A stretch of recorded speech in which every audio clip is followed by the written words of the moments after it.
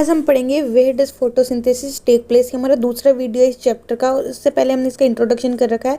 उसके बाद कुछ एक्सपेरिमेंट किए गए थे कुछ साइंटिस्ट ने देखने के लिए क्या क्या चीज़ें इंपॉर्टेंट होती है फोटोसिंथेसिस के लिए। वो हम बाद में कर लेंगे। जैसे जैसे हम चैप्टर पढ़ेंगे वो सारी चीज़ें वैसे क्लियर हो जाएंगी, वैसे साइंटिस्ट के नेम लर्न करने। तो आज हम कर लेते हैं वे डज फोटोसिंथेसिस टेक प्लेस, मतलब फोटोसिंथेसिस होती कहाँ पे। हमें पता है, हम मतलब जो मीजोफाइल सेल होते हैं प्लांट्स के अंदर, हमारे अंदर नहीं, मीजोफाइल सेल होते हैं उनके अंदर प्रेजेंट होते हैं क्लोरोप्लास्ट।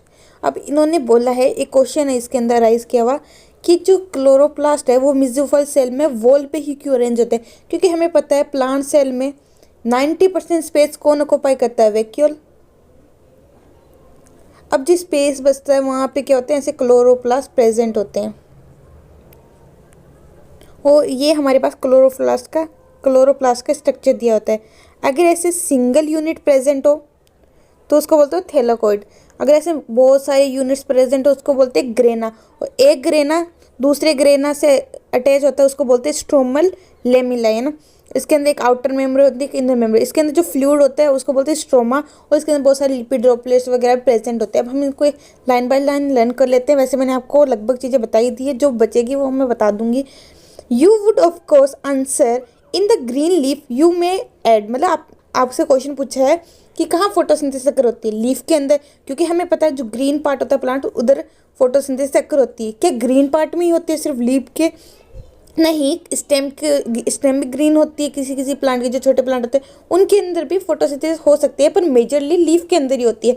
अब हमें पता है जो मीजोफाइल सेल होते हैं उनके अंदर क्या होता है, 100 ऑफ क्लोरोप्लास्ट प्रेजेंट होते हैं, बहुत सारे क्लोरोप्लास्ट प्रेजेंट होते हैं।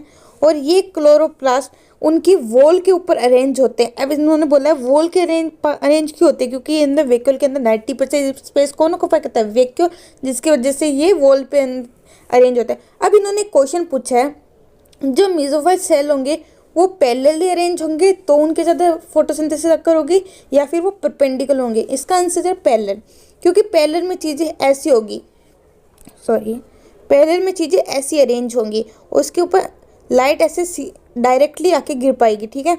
लेकिन अगर ये परपेंडिकुलर होगी तो लाइट ऐसे गिरेगी तो इसके कुछ पार्ट पे गिरेगी।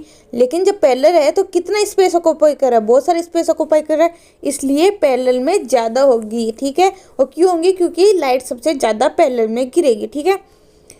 You have studied the structure of chloroplast, आपने स्ट्रक्चर देख रखा हो क्लोरोप्लास्ट का। उसके अंदर एक आउटर मेम्ब्रेन होती है, एक इनर मेम्ब्रेन होती है, ठीक है। और इसके पास ग्रेना होते हैं।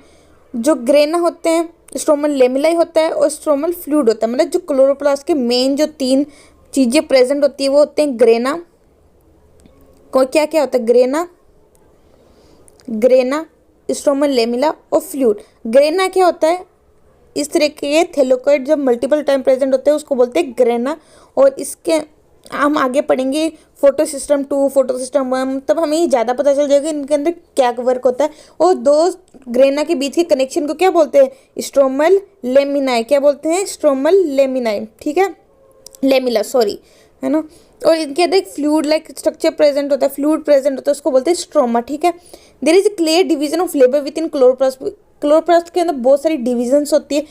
The membrane system is responsible for trapping. अब बोलेंगे कौन सा सिस्टम है क्लोरोप्लास्ट का जो ट्रैपिंग ऑफ लाइट के लिए रिस्पॉन्सिबल होते हैं। मेम्ब्रेन, जो बाहर चीज़ें होगी वही लाइट को पहले, लाइट उन्हीं से इंटरेक्ट करेगी, तो कौन उनको करता है, आउटर और इनर मेम्ब्रेन क्या करती है, ट्रैप करती है किसको, लाइट को, ठीक है। यहाँ तक क्लियर। अब ना जो लाइट ऑब्जर्व करके वो क्या कर बनाती है, एटीपी और अन्य डीएपीएच किसके अंदर बनते हैं, स्ट्रोमा के अंदर। और क्या करते हैं, CO2 भी यूज होता है। The former reaction they are directly driven, जो रिएक्शन लाइट के थ्रू डायरेक्टली हो, लाइट के थ्रू डायरेक्टली उसको बोलते हैं लाइट रिएक्शन। और जो लाइट रिएक्शन के प्रोडक्ट के ऊपर डिपेंड करे उसको बोलते हैं डार्क रिएक्शन। प्रोडक्ट क्या, ATP, NADPH, इनके ऊपर जो डिपेंड करते हैं उनको बोलते हैं डार्क रिएक्शन। इसके बाद हम कल पढ़ेंगे जो पिगमेंट्स होते हैं उनके क्या वर्क्स होते हैं, ठीक है। इसमें मैं बता देती हूँ, क्योंकि हमने देखा कि वैरायटी ऑफ लीव्स प्रेजेंट होती है, उनके अलग अलग कलर होते हैं। वो मेनली 4 पिगमेंट की वजह से होता है, क्लोरोफिल A, क्लोरोफिल B और एक्जेंथोफिल और कार्टिनोइड। और ये हर एक पिगमेंट का अलग अलग कलर देने का होता है, ठीक है। इनमें सबसे ज़्यादा जो प्रेजेंट होता है वो क्लोरोफिल ए होता है। इनके बारे में हम कल पढ़ेंगे, ठीक है। Okay bye, like and share, subscribe करना चैनल।